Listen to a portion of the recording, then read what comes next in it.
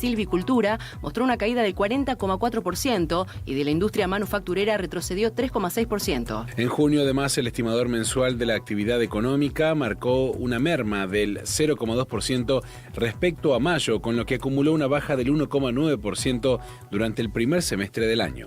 Fútbol. Los policías condenados victimizaron a Lucas González por su color de piel marrón. Según los fundamentos que dio a conocer este miércoles el Tribunal Oral en lo criminal, los efectivos actuaron solo por prejuicio y que eso los condujo al odio racial. Así lo indicaron los jueces que condenaron a los 3 efectivos de la policía de la ciudad a prisión perpetua por el crimen de Lucas González, asesinado de un balazo en 2021 en el barrio porteño de Barracas. Más información en telam.com.ar. Telam Digital. Información en tiempo real. En telam.com.ar. Toda la información que necesitas.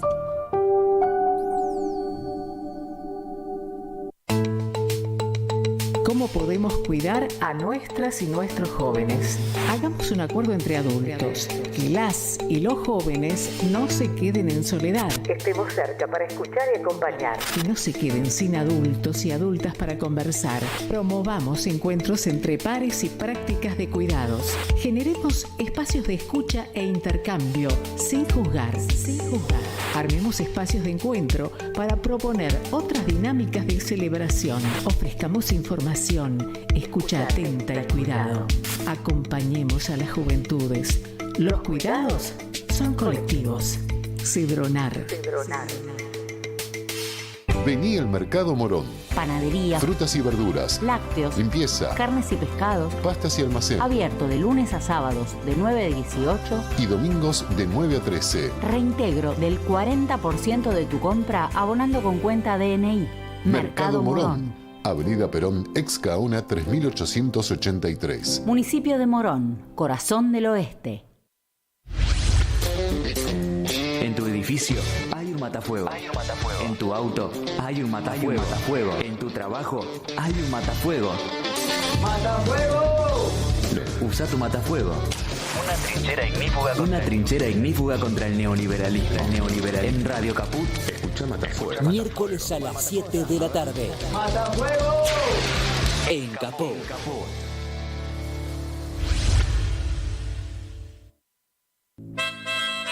Vuelve Esa Mujer.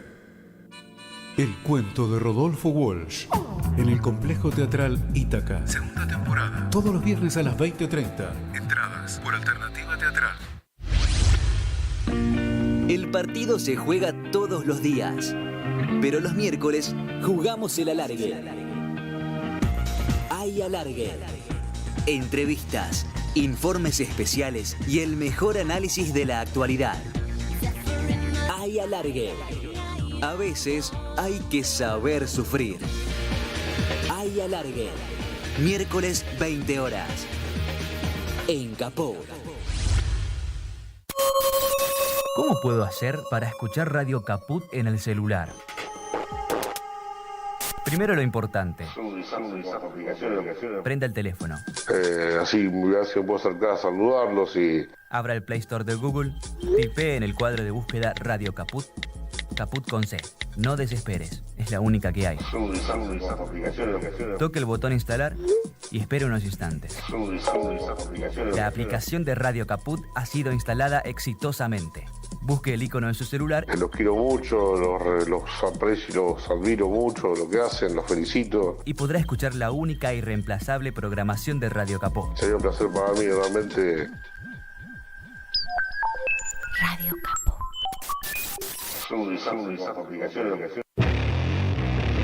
Mandanos un WhatsApp. Mandanos Sarasa y Noticias. 11 65 16 44 46. Radiocaput.com. Estás conectado. Estás en Caput. 30.000 detenidos desaparecidos. ¡Presentes! Ahora y siempre. Ahora y siempre. Ahora y siempre. Un espacio para la memoria, por la verdad y la justicia.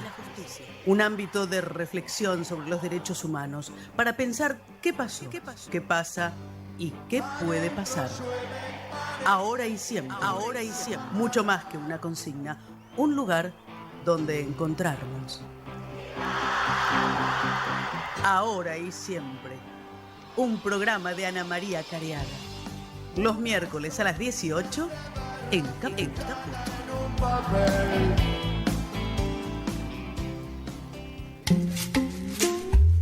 Buenas tardes, ¿cómo están? Otra vez aquí en el ciclo 2023 de Ahora y Siempre para seguir construyendo juntos y juntas este espacio para la memoria, por la verdad y la justicia. Es un gusto para nosotros, para nosotras, encontrarnos aquí con ustedes en el estudio Chicha Mariani de Radio Caput.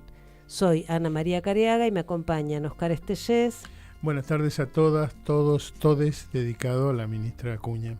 Y Anita Fernández. Hola Ana, hola Oscar, hola Martín, no sé, ¿espoleo? No. Bueno, entonces hola a todos, a todas y a todos. En el cine eso no se hace. Martínez Loza, nuestro operador de cabecera. Oscarcito, empezamos con las vías de comunicación. Para contactarse con Ahora y Siempre por WhatsApp al más 54 911 6516 4446, por Twitter Ahora y Siempre OK y por Facebook Ahora y Siempre. Y para recibir Info Siberia, el primer y mejor noticiero por WhatsApp, solo tenés que mandar un mensajito, puede ser Ahora y Siempre, al más 54 911 3205 8813, agendás el número entre tus contactos y ya está. Cada mañana, tempranito, el resumen de noticias en tu celular. Y la historia escrita por nosotros, por supuesto, lo que no hacen muchos medios, lamentablemente. Por ejemplo, hoy Infosiberia nos comentaba que el tercer Malón de la Paz continúa con la vigilia frente al Palacio de Tribunales. En la conferencia de prensa que realizaron ayer, una de las integrantes de la protesta que realizan las comunidades originarias de Jujuy, Salustriana Jerónimo, señaló: lo que está haciendo esta Corte de Injusticia es lamentable. Hoy, cuando fuimos a exigir que nos reciban, como lo hacemos cada día, los secretarios de los jueces sacaban la cabeza por la puerta como si fueran topos y mandaban a los policías a respondernos: sí. Hoy los policías fueran los secretarios de los jueces. Son traidores, se burlan de nosotros todo el tiempo, nos están faltando el respeto, afirmó. Y en realidad es una falta de respeto a su condición humana la que vienen sufriendo esas personas que están frente a distintas plazas, en distintas plazas frente al Congreso, frente a tribunales, tratando de recuperar algo de su condición humana en relación a derechos. Y hoy queremos hablar de una película que hace historia porque hizo historia, de esas películas que son imprescindibles. Podemos decir que si era imprescindible ya en el mismo momento en que fue estrenada, hoy lo es más aún porque da cuenta de una historia que no hay que olvidar, que pretende ser olvidada vía el negacionismo y que en realidad es a la vez imposible de olvidar. Se trata de la película El Juicio, que no es otra cosa que un extraordinario documental que cuenta en apenas 3 horas el desarrollo del juicio a las juntas militares realizado en 1985. Estamos, para ello, con su director, Ulises de la Orden. Director, como decíamos, guionista y productor. Ulises es egresado de la Universidad del Cine, docente en la Escuela Nacional de Experimentación y Realización Cinematográfica, ENERC. Ha dirigido y estrenado 9 largometrajes: Río Arriba, Tierra Adentro, Desierto Verde, Mujer Entera, Chaco, Amanecer en mi Tierra, Nuevamente, Vilca, La Magia del Silencio y Marea y Viento. Bienvenido, Ulises, muchísimas gracias por acercarte acá Ahora y Siempre. ¿Cómo estás? Bien, bueno, muchas gracias por la invitación y bueno, encantado de estar acá. Bueno, nosotros fuimos a ver la película con Oscar, fue para realmente una experiencia impresionante, no la esperábamos así, siempre un documental del juicio es atravesar cierta experiencia traumática en relación al tema. Ya te contaré más adelante, pero hoy estuvimos en un juicio en Comodoro Pi y yo decía cuando declaré que saludablemente seguimos no perdiendo la capacidad de conmovernos frente a lo que es digno de conmoción. Y a mí me detenía un poco, lo confieso, el hecho de que la película dura 3 horas, me parecía mucho. Y también digo que, y lo decíamos con Oscar, y lo contábamos hoy ahí con compañeras y compañeros con los que hablábamos del tema, que pasa muy rápido, pero además, te lo dije en ese momento y lo repito ahora para que cuentes cómo lograron eso, cómo hicieron para hacer. Yo te dije ese día que para mí la película es como si se hubiera resumido y rearmado, ¿no?, una película con todo el recorrido coherente que da cuenta como un compendio de lo que fue el juicio. Y muy impactada, me costó mucho, me lo explicaste varias veces, la cuestión de las 2 cámaras, entenderlo, pero realmente, bueno, agradecerte, felicitarte y que compartas con nuestras y nuestros oyentes cómo fue la construcción del juicio. Bueno, el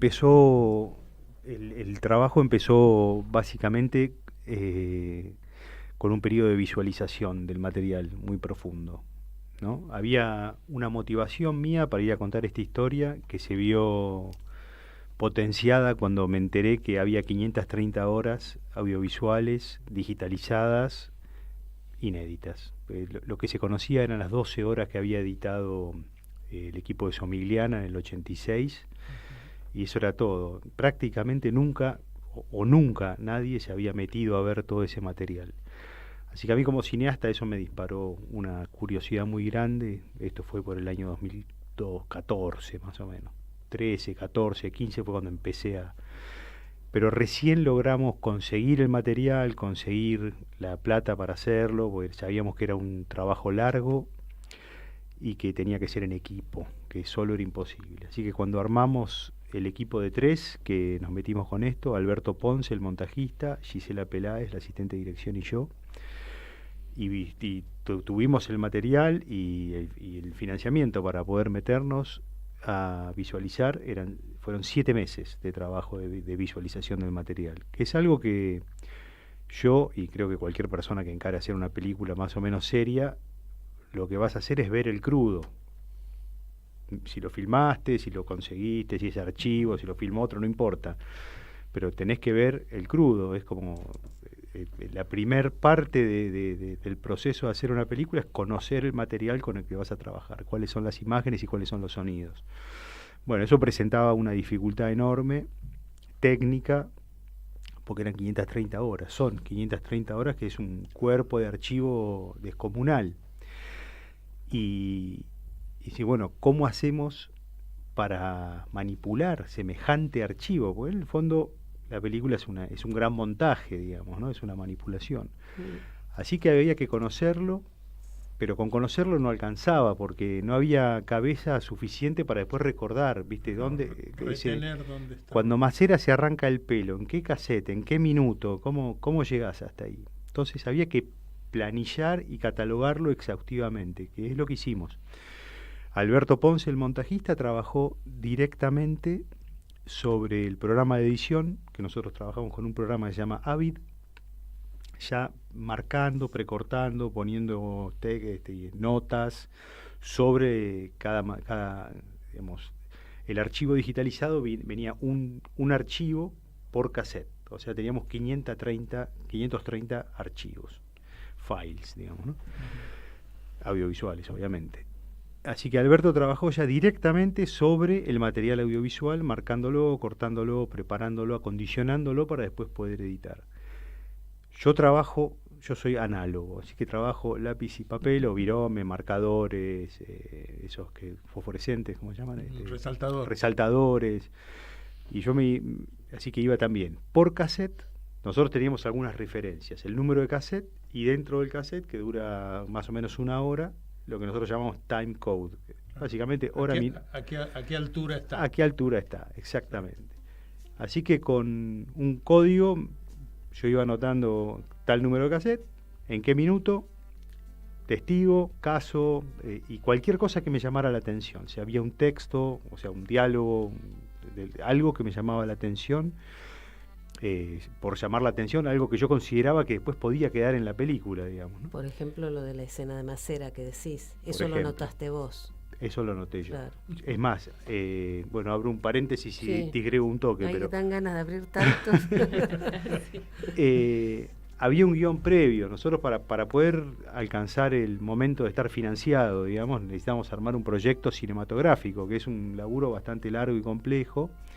Tenés que tener una cotización, un guión, una propuesta de trabajo, un plan financiero, etcétera. Así que había un guión previo. Y en ese guión previo no estaba que Macera se arranca un pelo, pero había algo parecido. Y yo me pasé todo el tiempo que iba mirando, tratando de buscar esas cosas, ¿viste? Cuando llegó el Macera arrancándose un pelo, dije, sabía que esto iba a estar. Bingo. Sí. Perdón, una consulta. El guión ese previo que habían hecho, ¿era por lo que vos recordabas del juicio, porque te habías hecho una idea, porque todavía no habían visto todo el material? No habíamos visto el material. Ese guión, claro, es un poco lo que traía yo en la mochila con una investigación, digamos, ¿no? Lecturas, había algunos testimonios que había visto, que Memoria Abierta los tiene subidos en YouTube, entonces, no sé, el testimonio de Adriana Calvo de Laborde lo había visto, no sé si está todo subido, pero había visto una gran parte, había visto cosas. Bueno, con eso más o menos armé un guión. Ese guión, después bueno, yo trabajé a mano y Gisela Peláez, que es la asistente de dirección, se mandó una planilla de Excel que tiene, no sé, 500.000 entradas, ponele, es una locura. Podés filtrar como quieras. Nosotros teníamos que filtrar por caso, por tema, pero también por provincia, por centro clandestino, por fecha, ¿no? Eso, o sea, todas las variables posibles para y más, optimizar la búsqueda. Claro, y pues eso sabíamos que era el núcleo de la película, de eso habla la película, ¿no? Pero después está todo lo que es este gran montaje que yo digo, ¿no? Nosotros construimos un juicio que es una interpretación a partir del material, digamos, ¿no? Y bueno, los tres que hicimos el laburo, hace muchos años que hacemos cine y sabíamos que eso era así, pero había algunas cosas que para poder construir todo el truco, por llamarlo de alguna manera, ¿no? Para poder armar ese relato, nosotros teníamos que construir un verosímil. Y ese verosímil se caía muy fácilmente si, por ejemplo, yo tenía una toma de Arlanian, corto a Estracera, vuelvo a Arlanian en el mismo diálogo y acá Arlanian está con saco blanco y cuando vuelvo está con saco negro. Claro. Ah, me estás cagando, esto no es así. Claro. Entonces podemos filtrar todo el material por el color de los sacos, por el color de las corbatas, por el color de las camisas. Entonces necesitábamos y después, a pesar de todo, hubo algunas cosas que, pues el material es muy rígido. Hay que ponerse en el año 85, es el primer juicio que se filma en Argentina. Lo firma el Canal 7, ATC, digamos. ATC, ¿no? En ese entonces era ATC. O sea, experiencia en filmar juicio, cero. Nunca se había filmado un juicio antes. O sea, el lenguaje televisivo de la década del 80, nosotros teníamos que transformar eso en una película que tuviese la dinámica de un producto cinematográfico del año 2023. Y el material es muy rígido, es extremadamente rígido. Así que hicimos un trabajo muy grande para ir a rescatar todos los planos detalle, los movimientos, todo lo que le diera... Una cuestión técnica de formación profesional. ¿Los planos detalles son reencuadres o había planos detalles que ustedes encontraron en el material crudo, como decís? No hay reencuadres en la película. No hay algún mínimas cosas, pero básicamente por ahí los reencuadres son para sacar por ahí en el zócalo de la imagen, por ahí está muy mal de tracking, entonces le agrandamos un poquito para sacar ese ruido ahí abajo, cosas por el estilo. Uh-huh. Después hicimos algunas trampitas como cortar un plano, por ejemplo, cuando están los alegatos de los defensores, que los acusados van solamente cuando lee la acusación es trasera, que están los 9 sentados ahí, o cuando sus defensores alegan, que están sentados al lado del defensor. No todos van, pero Galtieri está ahí, hay varios. Entonces por ahí nos servía lo que decía el defensor, pero no lo que estaba haciendo Galtieri, ponele. Galtieri, puede ser que con Galtieri le hicimos bastante, pues fumaba todo el tiempo. Entonces por ahí lo que hicimos, y el plano siempre estaba quieto, rígido, duro. Entonces por ahí lo que hicimos es cortar el plano para la mitad y usar la parte del defensor que nos servía, buscar la parte del acusado, y entonces hay como un montaje que no lo ves dentro del plano. Claro. Compusimos un poco, pero los detalles y esos no, son muy pocas veces lo hicieron, y yo no sé por qué.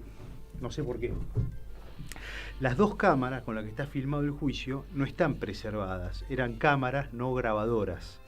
Las cámaras van a lo que se llama un switcher master, que es una consola, y de ahí a la grabadora. Entonces lo que está grabado tiene un montaje previo. Hay una decisión del director de cámaras, exactamente. Yo no sé por qué, debe ser algo de la estética o lo que proponía Canal 7 en ese momento. Cada vez que hay un primer plano, un plano detalle, dura 1 segundo y 5 cuadros. 1 segundo y medio. Claro. No lo dejan, no se quedan en... no sé por qué. Así que tuvimos que amacarnos bastante. Claro. Para armar la imagen, ¿no? Pero yo creo que la película cuenta, por supuesto que los testimonios son el corazón de la película, es inevitable, es así. Pero yo creo que logramos contar muchísimo con la imagen. Muchísimo, con la imagen, con la construcción sonora del ambiente, que también está totalmente recreado. Claro, además, habiéndola visto la película, tienen un hallazgo desde el punto de vista formal y hasta ideológico, que es la palabra de los defensores de los comandantes, de los militares. O sea que eso prácticamente no era inédito, en el sentido de que no se conocían las caras, no se conocían la gestualidad, no se conocía la ropa que tenían, la forma en que se dirigían al público, a sus defendidos, a los fiscales, o sea, y hay toda una construcción del papel de esos defensores, ¿verdad? Que además tuvieron su protagonismo en ese momento, porque yo me acuerdo perfectamente, era un escándalo por cómo hostigaban algunas víctimas, por cómo trataban de acusar al testigo, a la víctima, etcétera. Hubo todo un debate, salía en el diario del juicio, eran, digamos, especies de, entre comillas, showman. Y bueno, acá algo de eso se pone al descubierto, de cuál era el rol que cumplían un poco. Sí, eran 20 y pico, ¿no? No todos tenían la misma personalidad, ¿no? Orjeira, el defensor de Viola, es el que nos dio la mayor cantidad de material, digamos, ¿no? Y también en una película es imposible presentar 24 antagonistas, digamos, ¿no? Porque ellos funcionaban como los antagonistas, incluso más que los milicos, porque los milicos tienen su momento que hablan en cuando hacen su defensa, su discursito. Su discursito al final, pero los defensores estaban todo el tiempo, ¿no? Entonces eran muy claramente el antagonista, y con distintos estilos, pero Orjeira fue el que nos brindó... El malo de la película. El malo de la película. Claro. Recién pensaba, es interesante esto que decías, porque hay mucho discurso que se refleja en los discursos de Milei o de Villarruel hoy en día, y el modo de Milei. Hay uno que se llama Manutian, que tiene el mismo modo durante el juicio.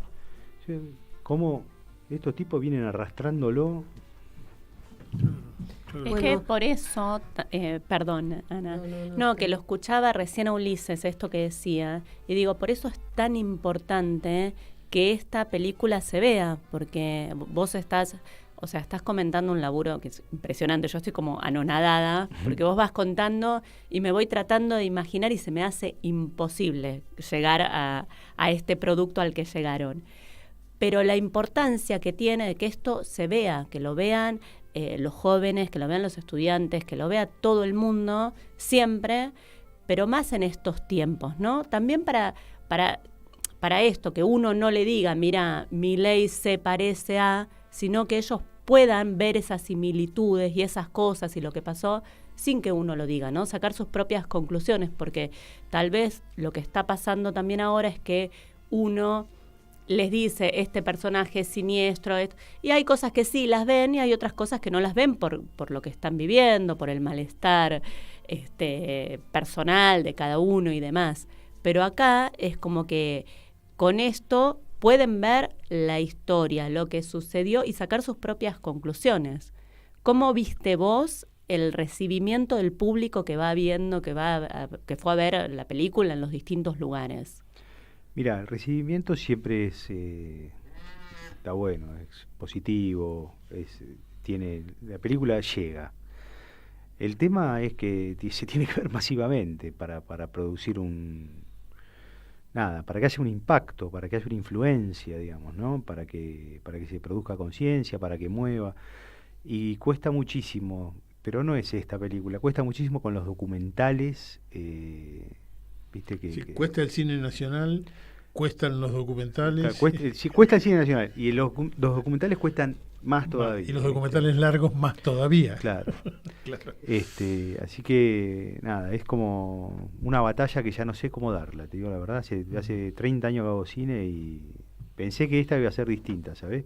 Incluso, bueno, cuando los vi ustedes la otra vez, estaba como entusiasmado, porque pensé que iba a salir. Sí, estaba entusiasmado y además, bueno, quiero contar que Ulises va todos los viernes, casi todos los viernes, al Malva, donde hasta ahora se estaba dando la película, y bueno, nos contaba que salvo el primer viernes, todos los otros era salón lleno. Sí, los primeros 3 meses, se vendía todo antes de arrancar incluso, pero aún así tampoco teníamos otra sala alternativa. Hicimos 2 proyecciones en el cine Ocean de Santos Lugares, pero no hubo mucho resultado. El tema es la información, cómo comunicás que estás ahí, ¿viste? Ese es Claro. Ahí está Y te iba a preguntar si vos pudiste llegar a tu propia conclusión, y si querés contarla, de cómo se te ocurrió en relación a tu propia relación con la dictadura hacer esta película. Lo tengo bastante pensado, vamos a ensayar una respuesta, a ver qué sale. Yo no soy una víctima directa de la dictadura. Sí, yo creo que todos los argentinos y las argentinas fuimos víctimas de la dictadura, digamos, ¿no? Así es. Yo hice todo mi primario durante la dictadura. O sea, empezó en primer grado y terminó en séptimo grado, creo, primer año, no me acuerdo. Y yo desde que tengo uso de mi memoria, desde hace muchos años que hago cine, digamos, ¿no? Por ahí no hacía películas todavía, pero de alguna manera las estaba pensando. Y tengo otros, pero tenía, por llamarlo de alguna manera, los 70 en mi saldo deudor. Había algo que yo quería hacer y no sabía qué todavía. No me aparecía la historia. Yo quería meterme, quería hablar, yo sabía que quería decir algo, ¿no? O sea, quería ir a contar una historia de los 70 y me salió una de los 80 en realidad. Yo creo que es una película de post-dictadura, claro, por más que cuenta muy crudamente en voz de los sobrevivientes y las sobrevivientes, pero que es una película de post-dictadura. Pero yo quería, y no sé, no me aparecía la historia, y un día, no sé, se me cruzó, yo qué sé, se me cruzó por la cabeza. ¿Y el juicio a las juntas qué pasa? Que nadie habla del juicio a las juntas. Y lo primero que apareció fue que estaban estas 530 horas que estaban digitalizadas, y ahí se me potenció bueno, a ver, ¿y eso qué onda? Ya me picó el bicho de ir a ver cómo era ese material, si ahí había una película. ¿Cuánto tiempo se tarda en ver 530 horas de material crudo, base? Bueno, nosotros lo primero que entendimos, porque por lo poco que habíamos visto antes, por la investigación y porque conocíamos la historia, digamos, era que no era un trabajo para hacer fuera de hora, Claro. No era para hacerlo, bueno, nos juntamos después de laburar, o para hacerlo fines de semana, o para hacer cuando pudiéramos, pues no lo íbamos a terminar nunca. O sea, había que hacerlo de lunes a viernes, 8 horas, parando una hora a comer. O sea, de 10 a 19, que es como se trabaja en la postproducción en cine generalmente. Y sabía perfectamente que si me metía solo con esto, o sea, no iba a poder. Perdías el juicio. Sí. Sí, que realmente es muy duro el material de juicio. No, totalmente. Así que una vez que armamos que tomamos todas estas decisiones, digamos, y logré armar el equipo y empezamos a ver, bueno, 530 horas, bueno, ¿cuánto podemos ver por día? Y entre 4 y 6. Si vemos 6 es porque hay poco para anotar, es que no está bueno el material, pero generalmente hay que discutirlo, hay que incluso a veces hasta rebobinar un poquito, o hay cosas que te dejan, bueno, paremos un rato porque basta. Así que más o menos veíamos 4 horas por día. O sea, si sacás el cálculo te da como 7 meses. Laburando de lunes a viernes. ¿Qué fue lo que tardamos? Terminamos de verlo y de catalogarlo y planillarlo el material una semana antes que se dictara la cuarentena obligatoria. Lo cual nos hubiera retrasado muchísimo, porque nos juntábamos a verlo, ¿no? Así que terminamos ese laburo una semana antes. Estamos aquí en Ahora y Siempre conversando con Ulises de la Orden sobre la película El Juicio. Ya volvemos. Mandanos un WhatsApp. Mandanos Sarasa y Noticias. 11 65 16 44 46. ¿Cómo podemos cuidar a nuestras y nuestros jóvenes?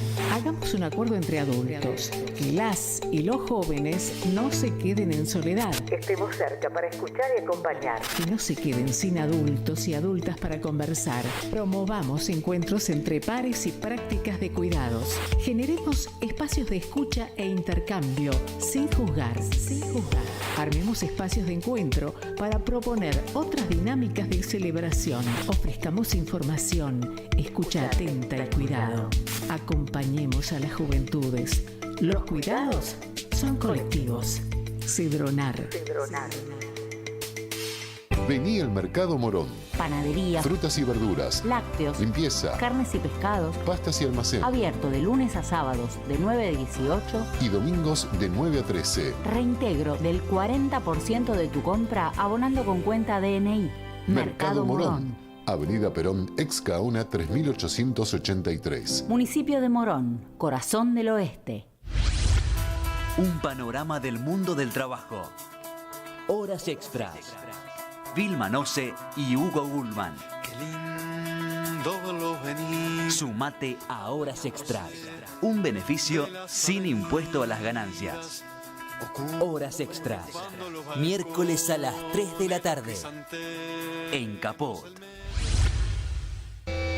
¿Querés arrancar la mañana bien informado? Infosiberia. Las noticias en tu celular. Manda un mensaje de WhatsApp al 11 3205 8813 y recibilo gratis todas las mañanas. Infosiberia. Ahora y siempre. Un espacio para la memoria, por la verdad y la justicia. Seguimos aquí en Ahora y Siempre hablando del juicio, el juicio que se realizó a las juntas, que fue un juicio histórico, que inició también un proceso muy interesante en esta tríada que a mí me gusta nombrarla así, la tríada Memoria, Verdad y Justicia, porque la justicia tuvo precisamente el estatuto de lo no negociable. Y te contaba que hoy estuvimos en una audiencia de la Cámara de Casación convocada en relación a la ley del testigo, que da la posibilidad de que familiares y personas víctimas del terrorismo de Estado la ley de víctimas, puedan manifestar su opinión respecto de los beneficios que están pidiendo los represores, que más de la mitad, hay un 70% que están obteniendo esos beneficios, y a partir de el ejercicio de este derecho se está empezando a modificar algo de esto, y es caso por caso.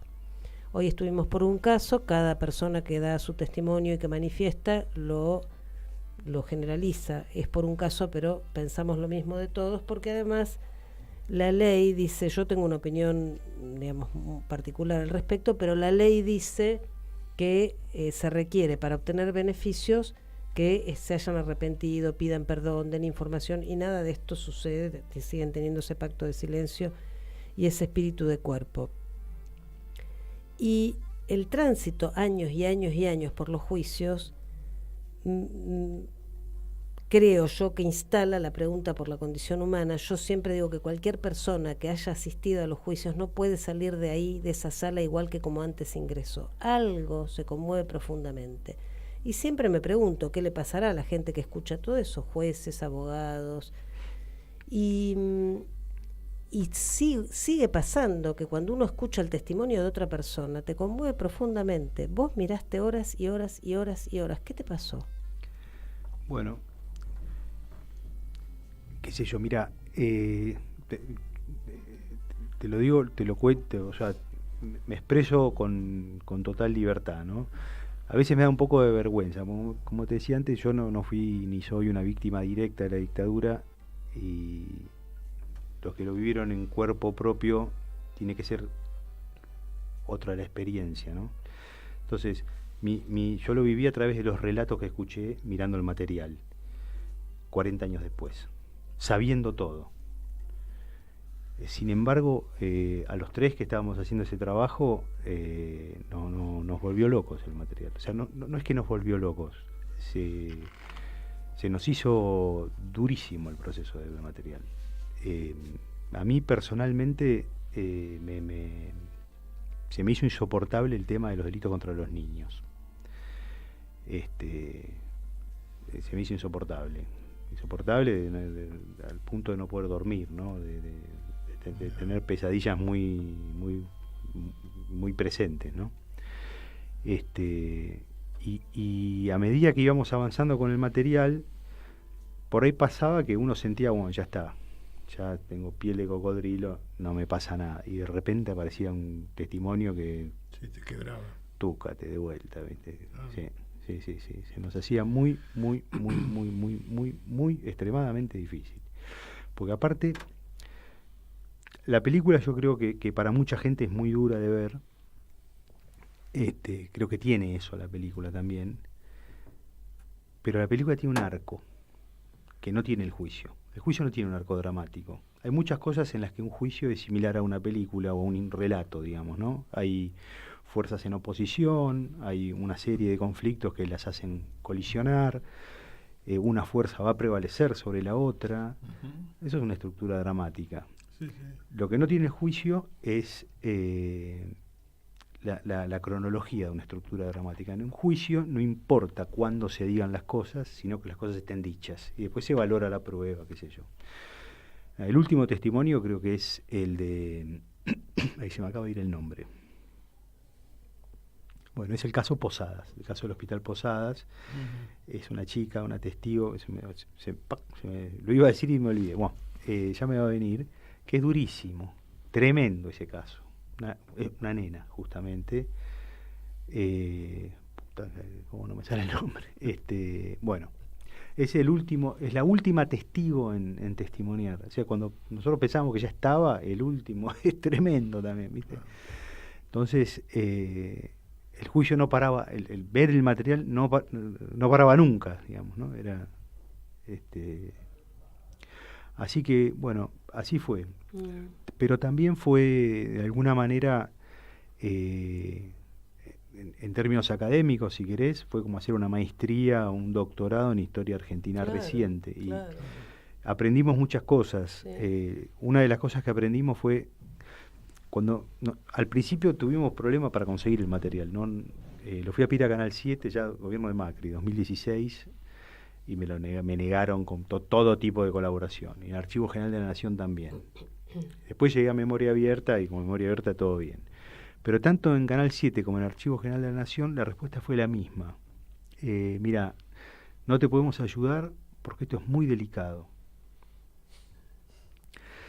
Y viéndolo al material, yo creo que reformulamos esa delicadeza, pues nos dimos cuenta que estábamos tocando algo que verdaderamente es muy delicado, pero que había que meterse, ¿no? Que había, claro. Y eso fue una de las cosas que aprendimos, ¿no? Estábamos tocando algo profundamente delicado.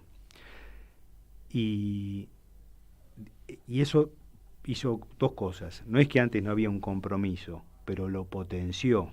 Y no es que no había una responsabilidad, pero la responsabilidad y el compromiso después de ver el material se fueron al infinito, ¿viste? Fue eso nos pasó al hacer ese proceso, digamos, ¿no? Sí.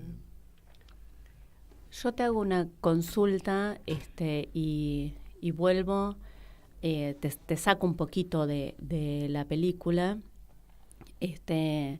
Vos decías, bueno, que no fuiste víctima directa. Efectivamente, como dijimos en la primera parte, víctimas somos todos, y pensaba justamente en vos, niño, porque a mí me pasa, digamos, con el juicio, soy yo niña, ¿no? Esa es mi primaria. Uh-huh. Es cuando nosotros volvimos, cuando empezó la democracia, que volvimos a la Argentina, y fue en mi primaria. Vos hiciste la primaria en dictadura, y, o sea, vaya si son víctimas esos niños, ¿no? Que crecieron en una escuela. Tal vez uno la transita sin pensar en esas cosas, ¿no? O sea, pero es una escuela con ciertas normas, con libros que no se pueden leer, con material que no se puede leer. Y lo pienso también en relación a estos niños que están ahora en estas primarias. Los tiempos cambian, ellos también buscan cosas a través de Internet, pero ¿qué se les pasa, no? Cuando nombran a estos personajes siniestros que ahora tienen la posibilidad de ser presidente. Y me recién, o sea, cuando vos lo mencionaste, yo pensaba en tu primaria, en ese niño que fue transitando en los cambios, pues son 7 años de primaria, es un montón, ¿no? Uno entra chiquitito y sale casi preadolescente. ¿Qué te fue pasando, y si cuando veías la película relacionabas con algo de eso, con lo que creciste o no? ¿Qué te pasó con ese niño? Mira, esto es algo que también lo he pensado bastante, ¿no? Yo tengo algunas imágenes de los 70, supongo que deben ser del principio de la dictadura, que es, mi papá tenía un Citroën, y tengo el recuerdo de ir por el Citroën y que nos frenaran los retenes militares, ¿no? Esa imagen la tengo como muy fresca, digamos, ¿no? Tengo fresco también la imagen del miedo a no sé qué, digamos, ¿no? Miedo a ni idea qué, miedo. Y yo lo que pienso es que, y lo pensé también en relación a otras tragedias de la humanidad, ¿no? Uno va naturalizando, sobre todo cuando sos chico. Bueno, esto es lo normal, esto es lo de todos los días, se vive así. Yo qué sé, a los 5, 6, 7 años, cómo sería, cómo debería ser, ¿no? Digo, esto es. Y yo creo que la vida es tan fuerte que uno siempre puja por vivir, sea como fuera, ¿no? Y quizá me extralimito, pero yo creo que en el gueto de Varsovia, ponele, ahí adentro, la gente también pujaba por vivir, y por vivir lo más normalmente posible. Y uno como que naturaliza, y por ahí después lo ves en perspectiva y dices, pero no, esto no puede ser. Y me da la sensación que hoy en día lo que los chicos están naturalizando, o lo que tenemos naturalizado como sociedad, es la democracia. Y de repente nos permitimos que masivamente se atente contra el devenir democrático, armonioso, digo, todo bien con disentir, digamos, ¿no? Pero y me da la sensación que estamos naturalizando la democracia, y yo creo que la democracia la tenemos que ganar día a día, que no está nada está regalado, digamos, ¿no?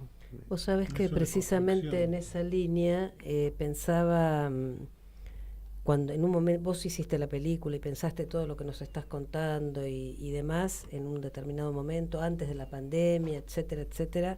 Hoy los debates culturales hablan de una realidad, no solamente acá en la Argentina, sino en el mundo, que instala la contradicción entre democracia y neofascismo, por muchas cuestiones. ¿Cómo ves la película hoy en este contexto político del último resultado de las PASO y de las elecciones en octubre? ¿Qué valor tiene esa película? Bueno, voy al principio, antes de que prendieran también el micrófono. Estoy un poco pesimista, ¿viste? Porque las películas solo sirve si se ve. Y necesita que se vea mucho para realmente poder impactar. Si no, es para los convencidos nada más, ¿viste? No. Tiene que verse en todos los cines del país, en todas las salas grandes, pequeñas, medianas, intermedias. Yo pensaba con el tema de en el menemismo hubo un modo de saludarse de los jóvenes que era ¿qué tal? ¿Cómo estás? Todo bien, sin historia. ¿No? Todo bien, sin historia. Bueno, ahora algo de eso está pasando. Claro. ¿Qué pasa con esa historia nuestra que atravesó traumáticamente la vida de esta sociedad para estas nuevas generaciones? Sí. ¿Dónde entra eso? Porque además se habla del voto de Milei, de muchos y muchas chicas jovencitas que por primera vez votaban. Bueno, esta película tiene un valor y vos decís, para que tenga ese valor tiene que llegar. Sí, si no, no tiene valor, exacto. Si no, no pasa nada. Sí, es que lamentablemente es así, ¿viste? No, si no se ve, no pasa nada. Uh-huh. Entonces, pero bueno, es la historia de los documentales, ¿no? Y en las escuelas tienen que ser secundarios, ¿no? Eso te iba a preguntar porque vos habías comentado, ¿a partir de qué edad podían entrar a la sala? Nosotros hicimos algunas... A la sala, o sea, la película está calificada para mayores de 13.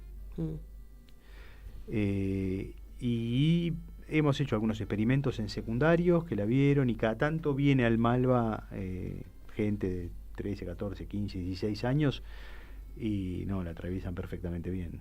Si hay escuelas, instituciones y demás interesadas en contactarte para que puedan ver la película y trabajarla a nivel escolar, ¿qué tienen que hacer? Y bueno, hay varias formas de contactarse conmigo. Yo tengo una página web que es ulisesdelaorden, como mi nombre, .com. A partir de ahí seguro que llegan a mí, digamos, ¿no? Mandas un mail y va a llegar a mí. Y si no, esa es la mejor, para contactarme a mí directamente. Y si no, la película está subida a una plataforma que es quinoa.tv, que es otra de las formas de verla, digamos, a la película. Quinoa con K. Con K.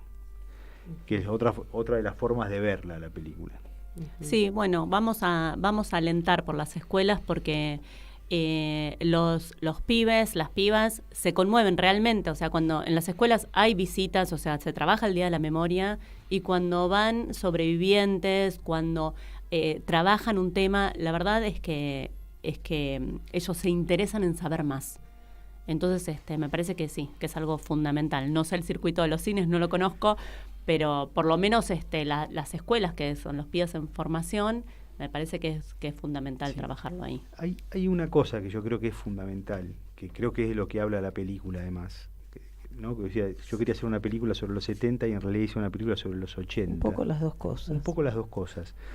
Pero creo que la película también pone en dimensión algo que es fundamental y que es hermoso, que es yo creo que lo más hermoso que nos dio nuestro país, que la dictadura es una tragedia, pero lo que hicimos nosotros con esa tragedia no lo hizo nadie. Sí. Y eso es nuestra mejor bandera. Entonces, yo creo que eso es lo que está bueno pasar, ¿viste? Lo que está bueno invitar a los chicos y las chicas que vengan, mirá, vení porque vos sos parte. Hay que ver esa película, pensaba, de eso hablábamos hoy. La Argentina hasta ahora en el mundo ha sido una excepción. Para que no dejemos de ser una excepción, entre otras cosas, hay que ver esa película. Ulises, te agradecemos, te pedimos que te quedes todavía, vamos a compartir con nuestros y nuestras oyentes una información. Nos preocupa mucho la situación respecto del caso Maldonado. Hay cortito, el otro día hablamos del caso Maldonado, comentarles, lo vamos a invitar, justamente se viene la fecha, pero cortito, Oski, ¿nos querés comentar de lo que impulsó Sergio? Bueno, Sergio podría haber hecho muchas cosas, quedarse llorando, quedarse callado, quedarse inactivo, y eligió militar por la búsqueda de la verdad en relación con la desaparición y posterior muerte de Santiago. No solo eso, siguió impulsando otras causas y ahora participó, ideó, impulsó y participó en una serie de podcasts llamada Desapariciones Forzadas en Democracia, en la que se da protagonismo a las voces de los familiares de las víctimas y cuenta con capítulos sobre los casos de Miguel Bru, Julio López, Luciano Arruga, Jonathan Kiki Lescano o Facundo Astudillo Castro y también el propio Santiago Maldonado. ¿Qué pasó con eso? Búsquenlas en Spotify, la verdad que están muy buenas y es un poco lo que nos decía Ulises, ¿no? Que la democracia la tenemos que construir día a día. Digo, estamos en democracia, sigue habiendo desapariciones forzadas. Escuchen porque son él con las entrevistas y la verdad que está muy bueno. Sí, hay un trabajo de Ricardo Regendorfer con la agencia Telam y es muy interesante, duran entre 15 y 17, 18 minutos y son muy, pero muy interesantes. Esto hubo un intento de censura, porque en el caso particular del episodio de Santiago, la ponele intelectual del PRO, Sabrina Ahmechet, actual diputada gracias al impulso de Patricia Bullrich, hizo una declaración en donde dice que están haciendo partidismo, que la agencia Telam está haciendo partidismo sobre cosas que ya son cosas juzgadas, incurriendo en varios errores, entre ellos que no tiene nada que ver con lo partidario y que cosas juzgadas no hay nada porque Sergio apeló, por ejemplo, el caso de los sobreseimientos de los gendarmes impulsados por el juez Geral.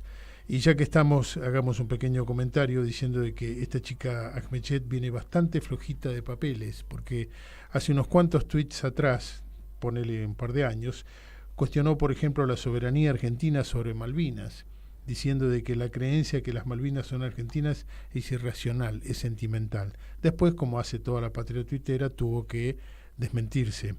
Atacó a los sobrevivientes de la Noche de los Lápices, diciendo de que era un operativo contra un grupo montonero. También tuvo que pedir disculpas.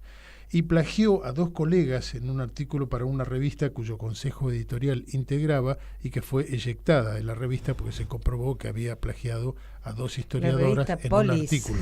La revista Polis. O sea, viene medio a los tumbos la señorita Ahmechet. ¿Y qué parroquiales tenemos?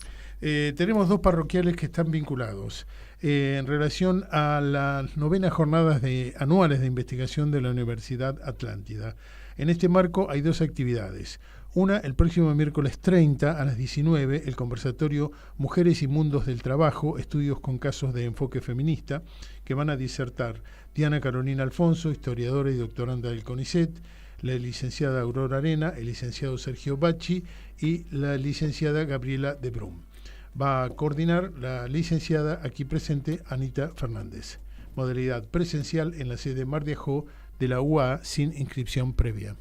Y otra, el viernes 1 de septiembre, también celebrando los 40 años de democracia en nuestro país, se realizará un conversatorio virtual sobre los efectos subjetivos de la metodología represiva en la región de la costa. Va a ser a las 17:30 vía Zoom.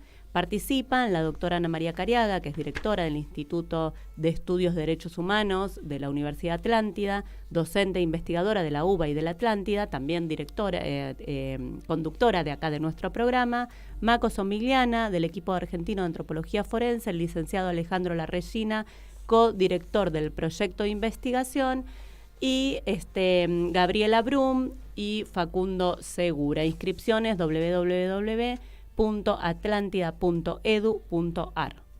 Y rapidito les contamos que el 14 de septiembre, ya vamos a volver a hablar de esta obra, se va a estrenar 25 años, una obra coreográfica de Mónica Fracchia, con varios artistas en escena, coreografías de Ana María Steckelman, en el Centro Cultural de la Cooperación Sala Solidaridad. Pero ya vamos a volver en próximos programas sobre este tema.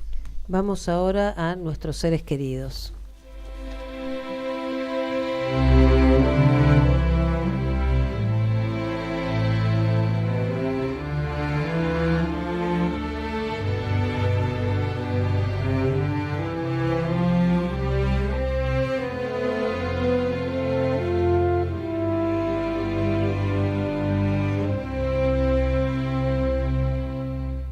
aún caminan contigo, aún caminan conmigo, los que nunca se fueron, los que nunca se han ido, hasta el fin de los tiempos,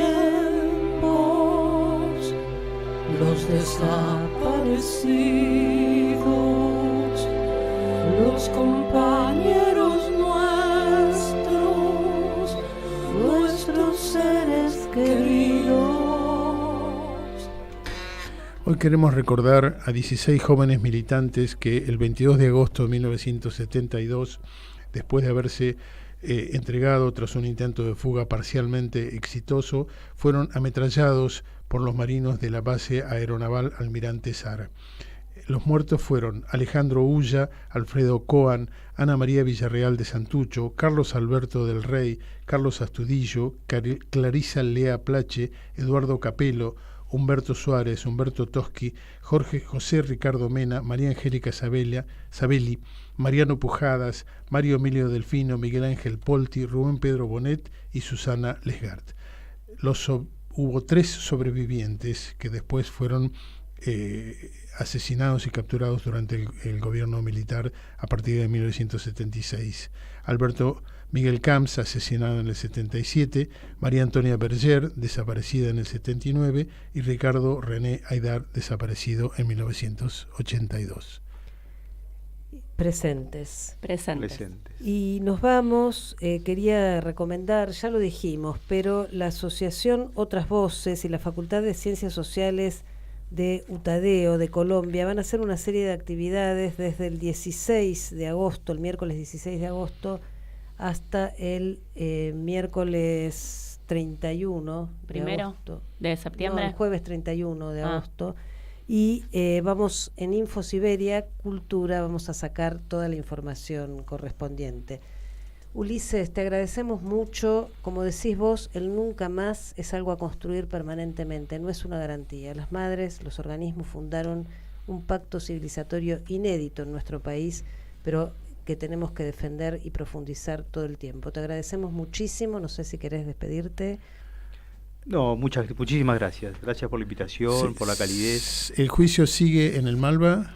Este viernes y el viernes de la semana que viene seguro, y en septiembre creo que ya no, pero en una de esas... Bueno, y para mayor información respecto de la película El Juicio, el documental, ulisesdelaorden.com, el sitio donde pueden encontrar toda la información. Exacto. Y nos vamos con Milonga del Fusilado, cantada por los olimareños, que es sin autor anónimo, digamos, mejor dicho, autor anónimo, y que era la canción que se cantaba en esa época en la cárcel, en homenaje a los caídos de Trelew.